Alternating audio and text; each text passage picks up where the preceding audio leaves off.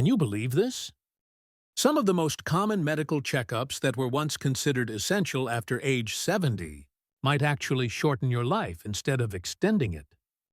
It may sound strange, but this is the truth now being recognized by many geriatric doctors themselves.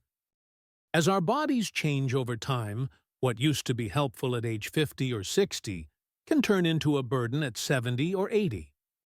And what's even more concerning is this.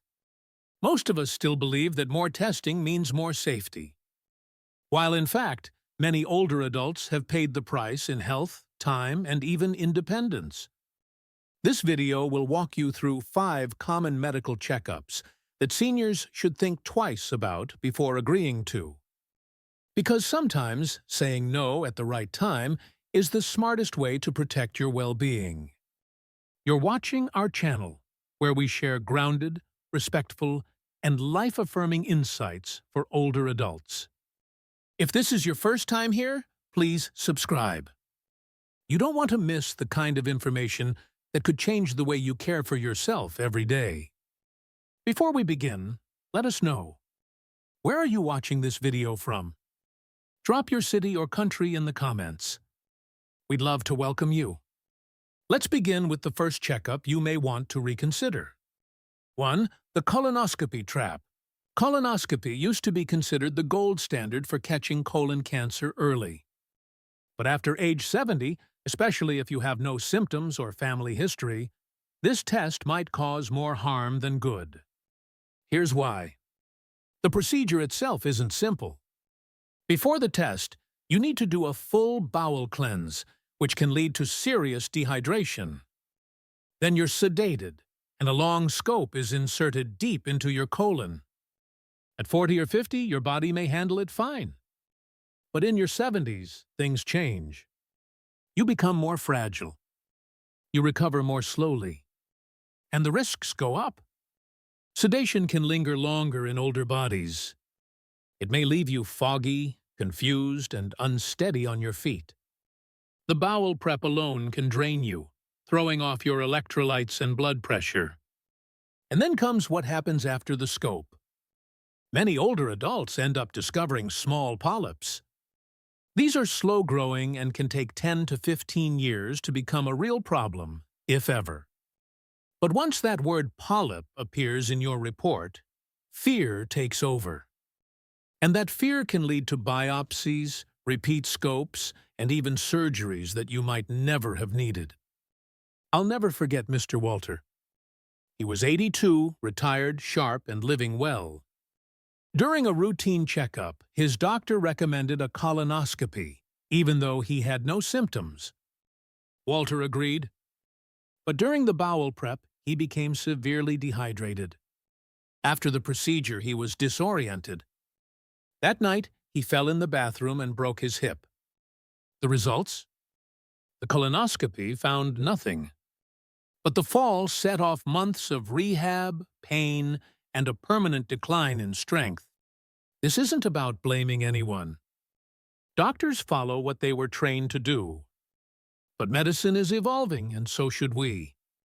If you have no symptoms, no family history, and you've had a clean colonoscopy before, you are completely within your rights to say no to another one. Today, there are safer options, like non-invasive stool tests. They're simpler, less risky, and often just as effective. The important thing is to weigh the real cost, not just in money, but in energy, well-being, and risk. You are not neglecting your health by being cautious.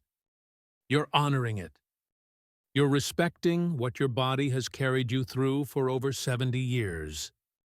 If you agree that not every test is helpful after 70, comment the number 1 below.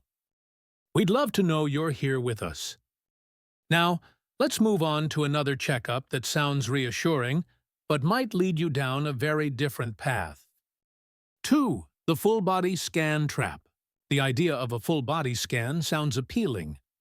One scan to detect everything before it becomes serious. But after 70, this kind of test can lead to fear, stress, and procedures that may never have been needed. Full-body CTs or MRIs are not your average checkups. These machines detect everything, every spot, every shadow, even harmless abnormalities that don't affect your health or lifespan. But when one of those shows up in a report, it feels like a ticking time bomb.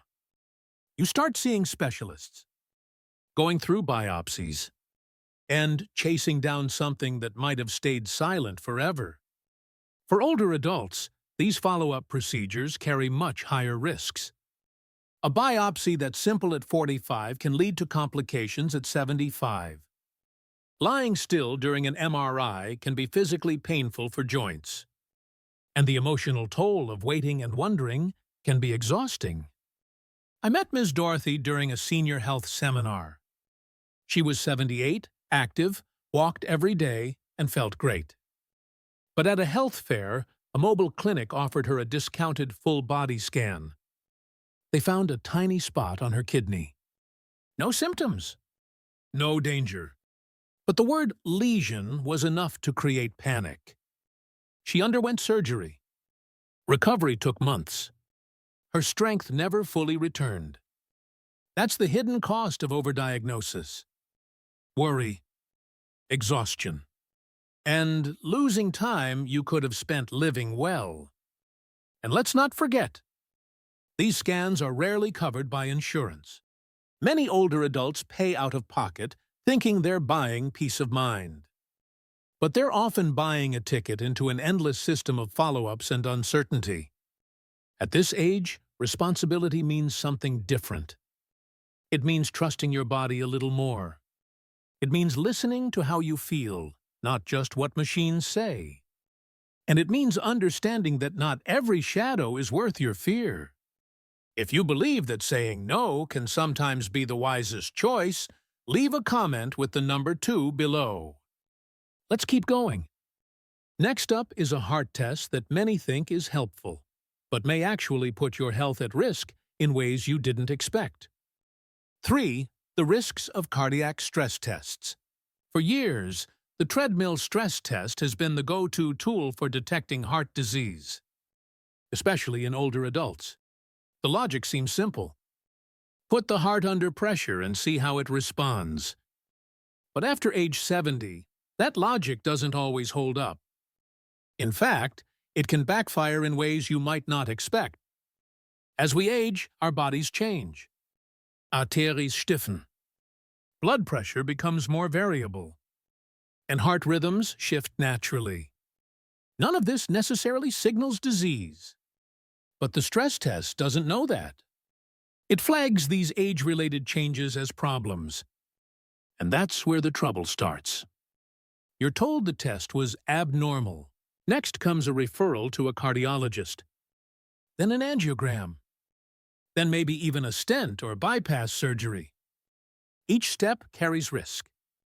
For older adults, these risks are magnified. There's the chance of bleeding, kidney injury from contrast dye, and blood pressure drops that can be dangerous. Recovery from heart procedures is slower in your 70s, and complications are more common. Let me share Mr. Frank's story.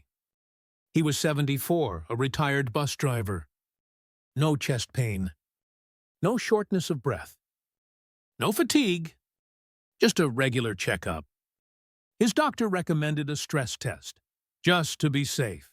The result? Borderline. He was referred to a cardiologist. A few weeks later, he had an angioplasty for a blockage that had never caused a single symptom. Then came an infection at the catheter site. ICU admission. 6 months in and out of rehab. His quality of life never returned to what it was. So ask yourself, was that treadmill test really worth it? The truth is, many heart specialists and geriatric experts now recommend against routine stress tests in older adults without symptoms. No chest pain. No unexplained fatigue. No shortness of breath. Then no need for the test. At this age, the goal isn't to live forever. It's to live well. There's something very convincing about checking your heart. The heart is the drumbeat of life. But healthy aging isn't about chasing every small concern. It's about listening to your body, protecting your independence, and avoiding the kind of medical spiral that can take more than it gives. This doesn't mean ignore your heart. Quite the opposite. But instead of jumping on a treadmill at the clinic, focus on what truly supports your heart. Daily walks, balanced meals, staying socially connected, managing stress. Not wires, not machines, not tests built for people half your age. What we need more than anything in this stage of life is discernment. The courage to say no. The wisdom to understand that not every test is a gift. And sometimes, declining a test is the most life-affirming decision you can make. If this resonates with you, comment the number 3 below. Now, let's return to a test we touched on earlier. But this time, let's explore the cognitive and emotional toll that many don't talk about. 4. The dark side of colonoscopy after 70. Colon cancer is unsettling. It often shows no warning signs, and by the time symptoms appear, it can feel too late. That's why colonoscopies were celebrated for decades. They were considered one of the best tools for prevention.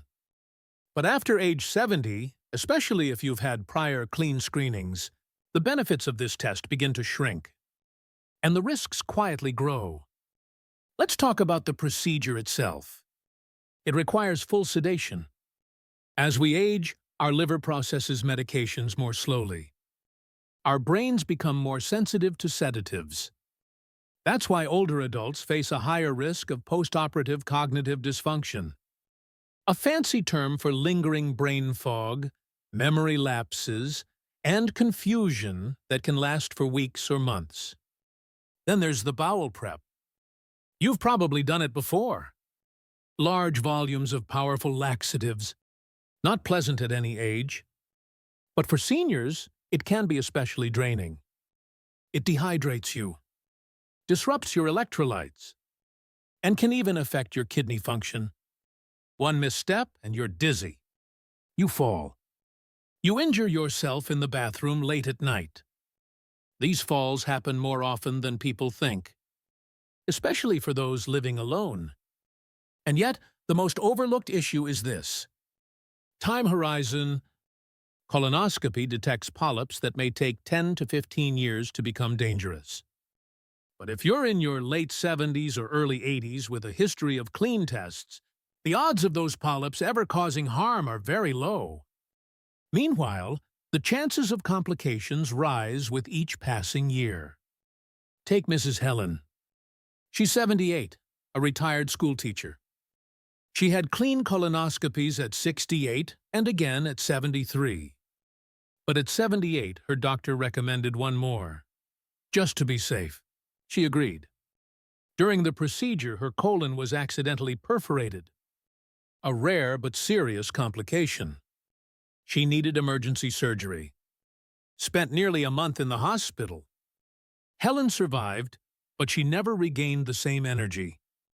Her independence diminished. She still says, "I wish someone had told me that test might not have been worth it." So why does this keep happening? Partly it's habit. If something worked at 50, it must still be good at 75, right? But aging changes the equation. What once protected you can later become a burden. And fear of cancer often clouds our judgment.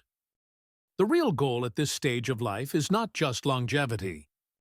It's mobility, mental clarity, emotional well-being. No test is worth sacrificing those pillars for a marginal gain in years. If you notice new symptoms like unexplained weight loss, persistent pain, or blood in your stool, then yes, testing is appropriate. But if you feel fine and have a good screening history, another colonoscopy might be unnecessary and even dangerous. This is where agency matters. Being informed means knowing the trade-offs. Not just going along because it's routine. Your body deserves care. Not risks that no longer bring clear benefits. If this message speaks to you, comment the number 4 below. And now, let's explore one last test. Familiar, trusted by many, but often the very thing that leads to the most unexpected harm. 5. When heart tests become a double-edged sword. Heart disease often feels like a ticking clock. We hear stories. Someone seemed fine one day, then suddenly collapsed the next. So it feels natural to want to catch problems early. That's why cardiac stress tests, whether on a treadmill or using medication, have become so common, especially after age 70. But here's the surprising truth. If you don't have symptoms, this test might do more harm than good. The idea sounds reassuring. You walk, they track your heart. If something looks off, they take action. But it's not that simple. By your 70s, your cardiovascular system already shows normal age-related changes. A little arterial stiffness, some plaque, slower recovery after movement. These are common and not always dangerous. But on a stress test, they can raise red flags. And that's where it begins. A slight irregularity leads to a referral, then a heart catheter, maybe even a stent. Suddenly, you're undergoing procedures you never needed. These follow-ups are not without risk. Catheterizations can cause bleeding, stroke, or kidney damage, especially in older adults with delicate vessels or reduced kidney function. And once that process starts, it's hard to stop.